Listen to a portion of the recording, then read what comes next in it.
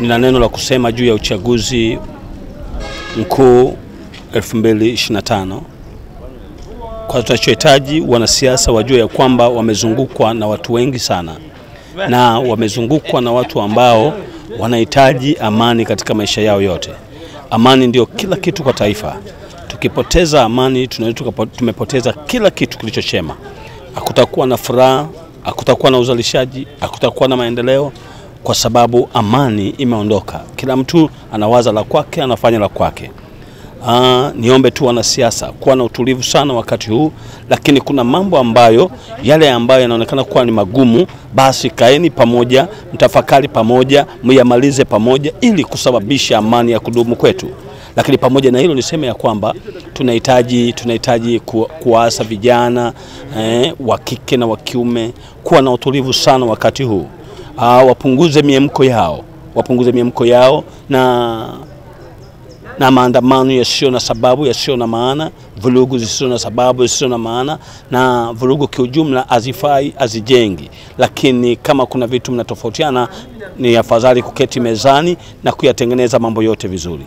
Na bila shaka niombe tu tume ya uchaguzi basi iweke mambo yote vizuri, na ili uchaguzi wetu ufanyike vizuri kwa uhuru na matokeo pia yakatolewa katika hali njema, kila mmoja alizike ili kuinua nchi yetu isonge mbele. Mimi kama mzee wa Kibira nataka uchaguzi wa amani. Kusiwe na migogoro, kusiwe na magomvi, kusiwe na malumbano, kusiwe na nini. Tufanye uchaguzi kama tunavyofanya miaka yote, kwa amani, kwa kupendana. Tukiachana pale tunapopiga kura wote tuliopo tupeane mikono, tufurahi, tungoje matokeo. Ule uchaguzi wa magomvi ule hauna faida, kwa sababu tutakaoumia zaidi ni wanawake, watoto. Kwa hiyo hali hii tusije nchi zingine ambazo zina malumbano kila mara kati ya uchaguzi vita.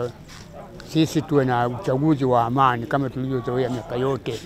Sisi tunataka tuone kwamba ni uchaguzi wa uhuru na haki, na kikubwa sisi kama viongozi wa dini tunakesha haza kwenye makanisa yetu kuombea amani katika uchaguzi huu, ili kwamba uchaguzi huu upite kwa amani na utulivu, na hatimaye kwamba Mungu atuwezeshe kumpata rais au wabunge na madiwani ambao wamepata kibali mbele zake, na watuongoze kama vile Mungu anavyohitaji. Kwa hiyo hayo ni maombi yetu ya kila siku, na kila siku katika makanisa yetu au katika majumba yetu ya ibada tunapiga kelele kwa ajili ya amani. Wagombea sasa hivi mimi ninachoasa kwamba wafanye kampeni zao kwa amani. Lugha za matusi, lugha za kejeli hazitatujengea amani katika nchi yetu. Kwa hiyo tunaombea hasa hao ambao wanagombea nafasi aina mbalimbali wafanye kampeni zao kwa amani na utulivu, wakimtanguliza na kumogopa hasa Mungu. Sisi kwanza cha kuomba kwanza tujalie Mwenyezi Mungu kwamba uchaguzi wetu huu upite kwa salama. Salama kwa maana gani? Hatutaki vurugu za aina yoyote, kwa sababu kuna watu ambao wanaleta mambo ambayo hayapaswi kuwepo katika masuala ya uchaguzi. Kwa hivyo hao tunawatahadharisha kwamba tujaribu kufanya uchaguzi wa amani na ule kwa haki. Kwa hivyo sisi kama viongozi wa dini tutakuwa tunahamasishana sana juu ya masuala ya usalama, kwa sababu ni swala ambalo ni nyeti kuliko mambo mengine yote. Mimi ninavyoongea kwa sababu najua matatizo yaliyotokea katika nchi za wenzetu, na vile vile hapa nilikuwa mstaafu wa jeshi la wananchi wa Tanzania. Kwa hiyo madhara tuliyoona Uganda hatuombee ingie